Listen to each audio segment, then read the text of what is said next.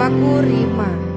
Aku adalah seorang istri yang memiliki suami yang sangat bekerja keras untuk kehidupan kami, saya dan anak. Suami saya biasa lembur pulang tengah malam dan kemudian tertidur dan seperti biasa menjalankan rutinitasnya untuk mengantar anak kami satu-satunya bernama Jelita berusia 7 tahun untuk pergi sekolah. Suamiku adalah suami yang tidak romantis. Setiap hari memang dia menciumku ketika dia pergi kerja atau pulang dari kerja. Tapi aku tidak memperdulikan begitu sangat karena aku pikir memang dia adalah tipe yang tidak romantis. Suamiku dan aku jarang berbicara satu sama lain.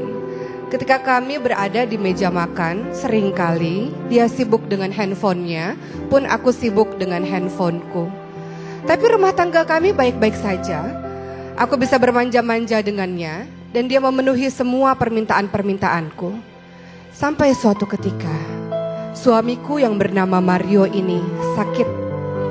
Pencernaannya sakit sehingga ia harus dirawat di sebuah rumah sakit di ruang ICU. Ketika aku merawat dan menemaninya sehari-hari, salah seorang wanita datang untuk menjenguknya. Wanita yang belakangan aku tahu bernama Meisha ini adalah temannya dulu ketika masih kuliah, teman suamiku. Namun ada yang berbeda dari Meisha. Wajahnya biasa saja, rupanya biasa saja, tapi matanya memancarkan kehangatan.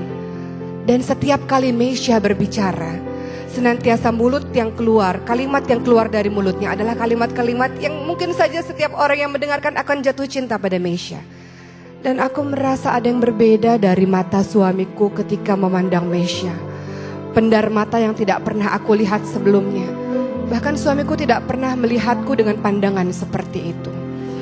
Aku baru tahu Meisha bertemu dengan suamiku 5 bulan yang lalu dalam sebuah pekerjaan. Dan aku ingat-ingat 5 bulan yang lalu suamiku juga sangat baik. Memberikan perhatian yang luar biasa terhadapku. Dan tak jarang memberikan banyak sekali barang-barang baru untukku. Beberapa saat kemudian hari terus berjalan. Dan Meisha kembali lagi untuk menjenguk suamiku. Saat itu aku sedang menyuapi suamiku. Dan aku merasa sangat kesal karena suamiku tidak juga mau makan. Tubuhnya semakin lama semakin mengurus. Dan Meisha memberi isyarat padaku untuk memberikan piring tersebut ke tangannya. Dan aku pun menyerahkan begitu saja pada Meisha. Meisha mulai menyuapi suamiku. Dan makanan itu habis. Suamiku memakan setiap suapan dari tangan Meisha. Hatiku sakit sekali melihat pemandangan itu.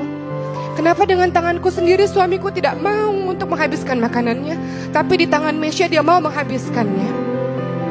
Kemudian aku merasa bahwa rasa sakit ini lebih sakit daripada aku memeluk tubuh suamiku dan suamiku membelakangiku. Aku berharap suamiku mau menciumku, tapi dia tidak juga mengunjungku. Ini jauh lebih sakit rasa itu. Dan hati ini lebih sakit rasanya dibanding ketika aku melahirkan anak Mario, anak suamiku itu dengan operasi sesar. Rasa sakit ini lebih sakit rasanya dibanding aku dicueki olehnya ketika dia sibuk dengan laptopnya atau dengan handphonenya. Aku sakit sekali melihat pemandangan di depan mataku suamiku disuapi oleh gadis lain. Kemudian, aku tak punya alasan untuk membenci Meisha. Meisha adalah gadis yang sangat baik, wanita yang sangat baik. Dia sering membawakan makanan untuk aku dan anak-anak di rumah sakit. Suatu ketika Meisha pun pernah menjenguk suamiku dan ia datang dengan suaminya dan anak-anaknya. Maka apa alasan aku untuk membenci wanita yang sangat baik tersebut? Di suatu sore, ketika hujan rintik-rintik, aku pulang sebentar dan aku bertemu dengan anakku Jelita di rumah. Dan anakku mengatakan, "Mama, aku baru saja menemukan passwordnya ayah. Dan Mama lihat, ayah lagi kirim-kiriman email dengan Tante Meisha. Mama mau baca," kata Jelita. Maka aku pun membaca email yang dikirimkan oleh Mario suamiku terhadap Meisha. Dan apa isi dari email tersebut? Suamiku mengatakan, "Meisha, kau tahu, sudah lama aku memendam rasa cinta terhadapmu. Terima kasih Meisha yang telah hadir dalam kehidupanku. Dan kau satu-satunya yang ada dalam hatiku. Aku tidak tahu apakah aku mencintai istriku atau tidak. Kalaupun aku mencintainya, itu karena aku adalah suaminya dan dia adalah istriku. Kalaupun aku mencintainya, itu karena dia adalah ibu bagi anak-anakku. Kau tahu Mesya, sebenarnya tubuhku, hartaku milik istriku, tapi hatiku hanya milikmu, wahai Mesya. Kalimat tersebut sangat membuatku kaget dan aku tak tahan menahan air mataku. Selama 8 tahun pernikahan, nyata-nyatanya suamiku yang aku anggap sangat baik dan bertanggung jawab terhadapku tak memiliki rasa cinta di hatinya terhadapku. Dia mencintai wanita lain, dia mencintai Mesya. Dan mulai saat itu, aku pun berusaha untuk menulis surat, untuk meluapkan rasa sedihku. Surat yang tidak pernah aku berikan kepada suamiku. Aku tulis hari demi hari perasaanku. Dan aku pun berubah menjadi istri yang jauh lebih baik daripada sebelumnya. Aku berusaha melayani suamiku dengan sepenuh hati. Aku berusaha mencintai suamiku dan setia terus berada di samping tempat tidurnya di rumah sakit. Aku tetap terus bersabar dalam menyuapinya walaupun dia menolak suapan dariku. Aku berusaha untuk menjaganya siang dan malam. Dan aku seringkali tertidur di samping tempat tidurnya. Aku mencintai suamiku walaupun aku tahu dia tidak pernah mencintaiku. Aku mencintai suamiku, karenanya aku membiarkan dia untuk tetap mencintai Mesya dalam hatinya. Aku sangat mencintai suamiku. Aku rela melakukan apapun dan aku ingin menjadi istri terbaik untuknya. Suatu ketika, aku pernah membuatkan makanan untuknya.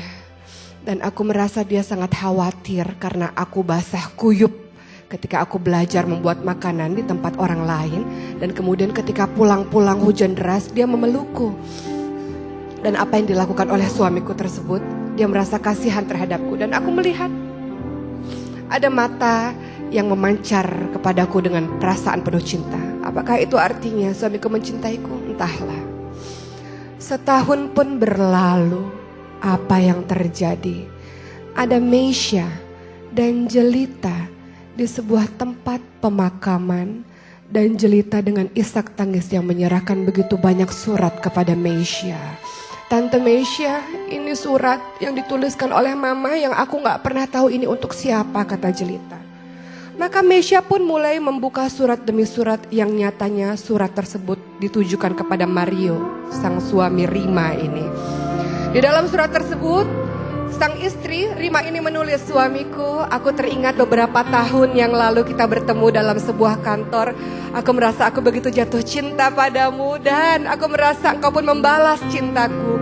Suamiku, engkau tahu betapa aku sangat overprotective terhadapmu karena aku sangat mencintaimu. Aku sangat posesif terhadapmu. Aku ingin selalu tahu di mana engkau berada dan aku selalu ingin engkau senantiasa bersamaku. Tapi suamiku, aku baru menyadari bahwa semua yang terjadi dalam pernikahan kita adalah tidak seperti terlihat. Bahwa ternyata engkau tidak mencintaiku, suamiku. Tapi tidak apa-apa. Setelah aku tahu itu, suamiku, aku berjanji aku tidak akan pernah bertengkar dengan ibumu lagi. Aku berjanji jadi istri yang terbaik. Tapi sampai akhir, wahai suamiku, aku tidak pernah melihat mata itu memandang cinta terhadapku. Sebaliknya, aku melihat matamu selalu berbinar-binar ketika melihat Mesya. Suamiku, aku tahu sejak engkau bertemu dengan Mesya, aku melihat engkau sangat baik terhadapku. Engkau memberikan semua yang aku suka. Aku tahu suamiku, walaupun engkau tidak mencintaiku, engkau berusaha untuk bersikap baik padaku. Karena engkau adalah laki-laki yang mengagungkan pernikahan. Engkau laki-laki yang memegang teguh dalam komitmen pernikahan, walau hatimu tidak bersamaku. Maka suamiku, pada hari ini adalah hari pernikahan kita. Aku tidak ingin terjadi seperti 1 tahun yang lalu ketika engkau pulang dengan larut malam. Aku pada hari ini belajar memasak, suamiku. Belajar memasak rumah Bude Tati, suamiku. Aku menaiki motor dengan hujan yang sangat deras. Aku berharap membuatkan makanan terenak sedunia untukmu, suamiku. Aku berharap engkau bisa mencintaiku setelah merasakan makanan buatanku itu. Namun ketika aku sampai di rumah, kemudian aku melihat bahwa engkau merasa khawatir terhadapku. Aku kaget melihatnya, suamiku. Karena aku tahu aku tidak pernah melihat pandangan itu terhadapku. Dan apa yang terjadi, engkau memelukku dan engkau merasa sangat khawatir terhadapku. Aku melihat ada pendar-pendar cinta di matamu. Benarkah itu wahai suamiku? Ketika Mesya menutup surat tersebut, maka berlinanganlah air matanya. Jelita, sang anak ini mengatakan, Tante Mesya, engkau tahu, mamahku pada saat itu sedang mengendarai motor dan menjemputkan aku ke sekolah. Lalu mama memarkir motornya di samping jalan. Mama dengan wajah bahagia dan sumringah berjalan menyeberang untuk menjemputku. Namun ternyata ada mobil yang sangat cepat berjalan dan kemudian menabrak badan dari ibuku. Menabrak badan dari mamaku dan kemudian mamaku terpental, wahai Tante Mesya. Dan aku sempat melihat badannya bergerak-gerak sedikit dan melihat ke arahku sampai akhirnya ia memejamkan mata untuk selama-lamanya. Mamaku sudah tidak ada lagi, wahai Tante Mesya. Maka Mesya pun tidak sanggup lagi menahan air matanya. Kemudian ia mengambil surat di dalam tasnya, surat yang sudah dia print, email dari sang Mario ini, dari suami istri yang telah meninggal ini. Surat yang sejatinya ia mau memberikan kepada Rima. Apa isi surat itu? Mesya, aku baru menyadari setahun belakangan ini istriku telah berubah menjadi istri yang sangat baik. Kau senantiasa menyarankan aku untuk mencintai istriku. Maka ketika itu dia pulang dengan keadaan basah kuyup dan aku sangat khawatir terhadapnya.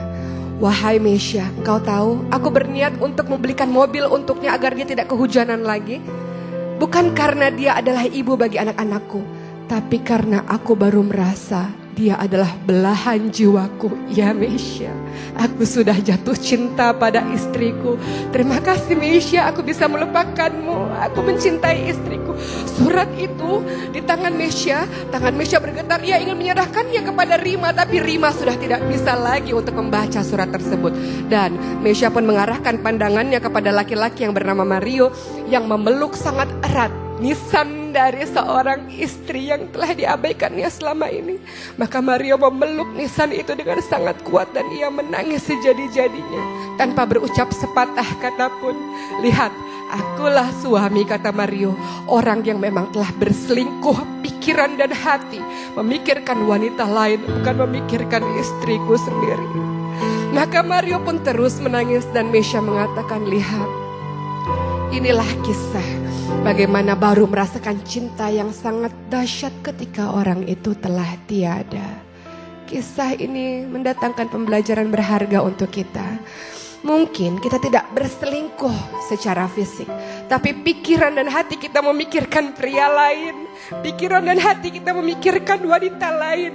Rumah tangga yang sejatinya di dalam Al-Quran dikatakan sebagai mistakon walizo, sebagai seorang perjanjian, sebagai sebuah perjanjian yang kokoh. Kemudian kita nodai dengan apa? Dengan kita memikirkan orang lain. Ingat, pernikahan adalah perjanjian, adalah amanah. Bagaimana kita sejatinya berusaha mencintai pasangan kita karena dia yang terbaik, karena dia jodoh yang terbaik yang diberikan oleh Allah Subhanahu wa Ta'ala. Maka hindarkan diri kita dari memikirkan orang lain, memikirkan orang yang haram untuk kita, dan senantiasa luruskan pikiran kita, hati kita untuk mencintai suami, untuk mencintai istri yang dihalalkan Allah untuk kita. Insya Allah mudah-mudahan kita menjadi pasangan yang saling menjaga kesetiaan satu sama lain. Maka kehidupan rumah tangga sakinah, mawaddah, warahmah insya Allah mudah-mudahan menjadi pembelajaran.